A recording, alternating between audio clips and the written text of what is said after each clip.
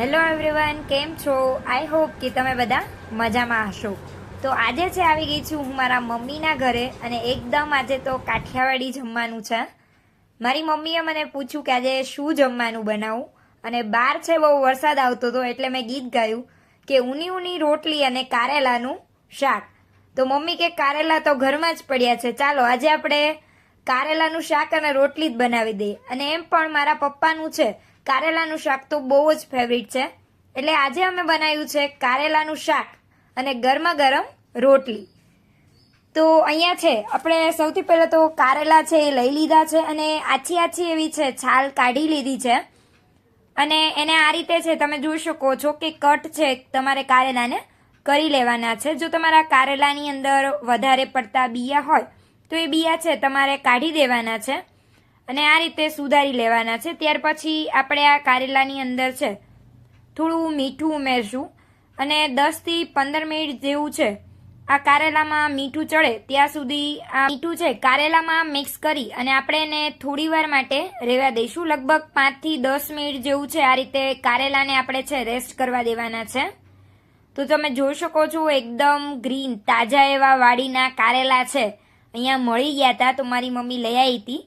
હવે છે આપણે સૌથી પહેલાં તો તવલામાં છે તેલ ગરમ મૂકવાનું છે અને ત્યાર પછી એની અંદર આપણે નાખી છે માત્ર હિંગ અને જે કંઈ આપણે કારેલા કટ કર્યા હતા એમાંથી છે થોડું પાણી નાખવાનું છે અને પાણીથી કારેલાને ધોઈ અને બધા કારેલાને છે આપણે તેલમાં છે નાખી દેવાના છે. અને મસાલામાં અત્યારે છે આપણે માત્ર હળદર જ ઉમેરવાની છે, બાકી બીજા કોઈ મસાલા આપણે અત્યારે નહીં કરીએ. જ્યારે કારેલા ચડી જાય ત્યારે આપણે બધા તે મસાલા અંદર કરી દઈશું.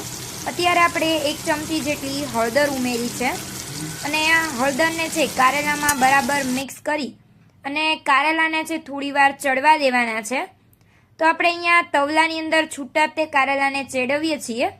ઘણા બધા લોકો એવું કરે છે કે કારેલાને છે પહેલાં બાફી લે છે ત્યાર પછી એનો ખાલી વઘાર જ કરે છે. તો તમારે એમ કરવું હોય તો તમે એમ પણ કરી શકો છો. અને આપણે જ્યારે શાક ચેડવવા મૂકીએ તવલામાં ત્યારે ઉપર આ રીતે છે થાળી ઢાંકી અને એમાં થોડું પાણી છે આપણે ઉમેરી દેવાનું છે.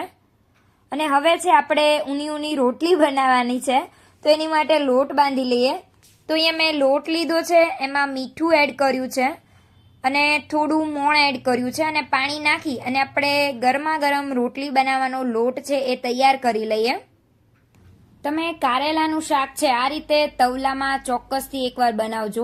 જો તમે બાફીને શાક બનાવતા હોય ને તો એના બધા જ તે છે કારેલાના ન્યુટ્રિશન જે કાંઈ હોય છે એ તમે બાફવા માટે જે પાણી મૂકો છો એમાં જતા રહે છે. તો તમે કારેલા ખાવ કે ન ખાવ એ બધું એક જ સરખું ગણાય. જો તમારે સાચે જમાં કારેલા ખાવા હોય અને એના બેનિફિટ જો તમને એમ થાય કે અમને મળવા જોઈએ, અમારી હેલ્થ સારી રહે એટલા માટે અમે કારેલા ખાઈએ છીએ, તો ચોક્કસથી તમે આ રીતે છે તવલામાં એકવાર કારેલાનું શાક બનાવીને ટ્રાય કરજો. કડવું પણ બિલકુલ નહીં લાગે અને સ્વાદ પણ છે એકદમ જળવાઈ રહેશે અને એના જે કાંઈ ન્યુટ્રિશન છે એ પણ તમને બધા છે મળી રહેશે અને તમારી હેલ્થ પણ સારી રહેશે. અને બધાને છે આ રીતે કારેલાનું શાક છે અઠવાડિયામાં એકવાર તો હું તો કહું ખાવું જ જોઈએ, જેથી કરીને આપણા પેટમાં છે થોડી કીબાને કડવાટ પણ જાય અને આપણી હેલ્થ છે એ પણ સારી રહે. તો હવે છે અહીંયા મારે લોટ બંધાઈ ગયો છે, તો મેં થોડું એવું તેલ એડ કરી અને લોટને છે કૂણી લીધો છે. ને લોટને કૂણાઈ જાય પછી આપણે એને થોડી વાર છે રેસ્ટ થવા માટે મૂકી દઈશું 10 થી 15 મિનિટ જેવું, જેથી કરીને આપણી રોટલી છે એકદમ ફૂલેલી બને અને એકદમ સોફ્ટ બને. હવે આપણે અહીંયા છે કારેલાને જોઈ લેવાના છે કે કારેલા બરાબર ચડ્યા છે કે નહીં. તો કારેલા આ રીતે છે તમારે ચેક કરી લેવાના છે. કારેલા મેં અહીંયા જોયું તો હજી થોડું મને કાચું લાગે છે, એટલે 5-1 મિનિટ જેવું છે ફરી આપણે કારેલાને છે ચડવા માટે રાખી દઈશું. તો કારેલા જ્યાં સુધી ચડે છે ત્યાં સુધી આપણે છે આની અંદર ચણાનો લોટ ઉપરથી એડ કરવાનો છે, તો એ આપણે તૈયાર કરી લઈએ. ચણાના લોટની અંદર છે થોડું મેં તેલ નાખ્યું છે અને આ ચણાનો લોટ છે મોણવાળો આપણે તૈયાર કરી અને પાછળથી છે આપણે જે કારેલાનું શાક છે એમાં એડ કરવાનો છે. કારેલાને ચડતા છે 10 થી 15 મિનિટ જેવું થાય છે એપ્રોક્સ. તો તમારે જો બહુ જાજુ શાક હોય તો લગભગ 15 થી 20 મિનિટમાં તો આરામથી ચડી જશે, અને જો એટલું જ શાક હોય તો 10 મિનિટમાં આરામથી છે તમે તવલામાં ચડવશો તો ચડી જશે. હવે આપણું શાક છે બરાબર ચડી ગયું છે, તો હવે આપણે એની અંદર છે બધા તે મસાલા એડ કરી દેવાના છે. તો સૌથી પહેલાં મેં અહીંયા અડધી ચમચી જેટલો ગોળ એડ કર્યો છે.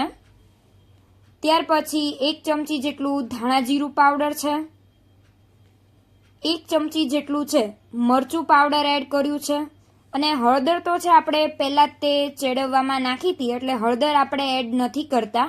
અને મીઠું પણ છે આપણે સૌથી પહેલાં મીઠામાં જ તે ચોળીને મૂક્યા હતા કારેલા, એટલે આમાં મીઠું પણ નાખવાની જરૂર નથી.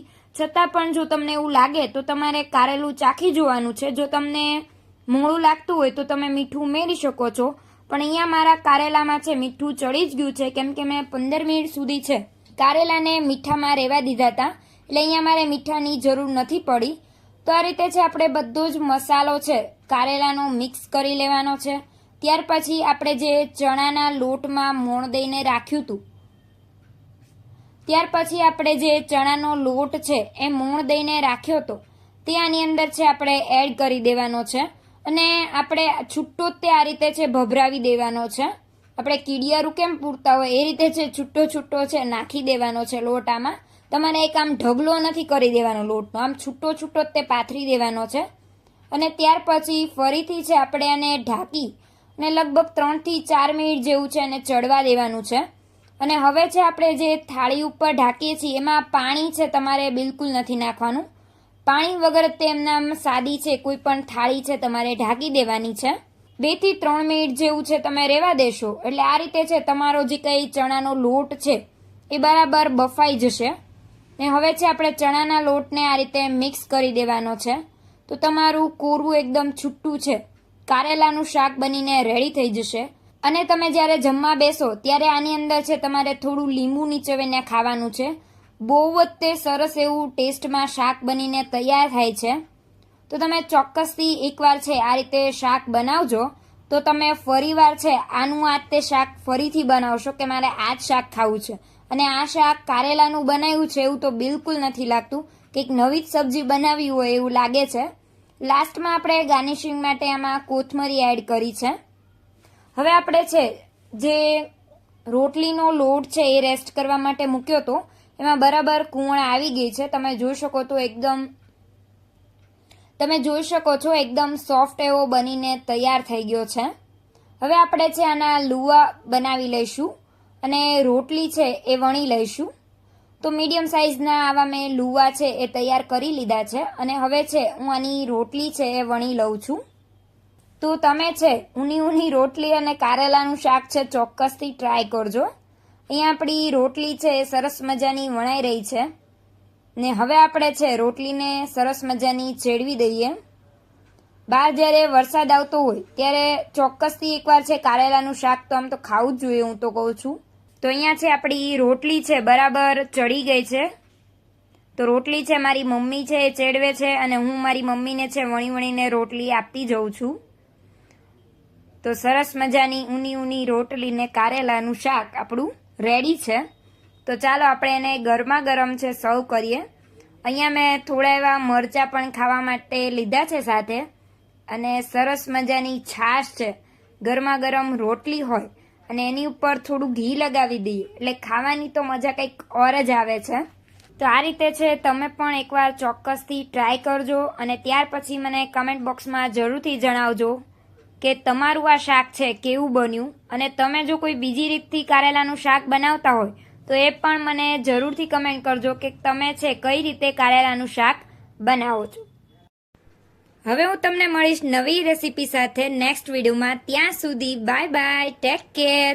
અને આજે છે કારેલાનું શાક ટેસ્ટ કરવા મેં મારા પપ્પાને બેસાડ્યા છે. પપ્પા, કેવું શાક બન્યું તું? સરસ બન્યું બેટા, બહુ સરસ બન્યું. બહુ સરસ બન્યું બેટા. મમ્મી બનાવે એવું બન્યું કે વધારે સારું બન્યું? એની કરતા વધારે સારું બન્યું.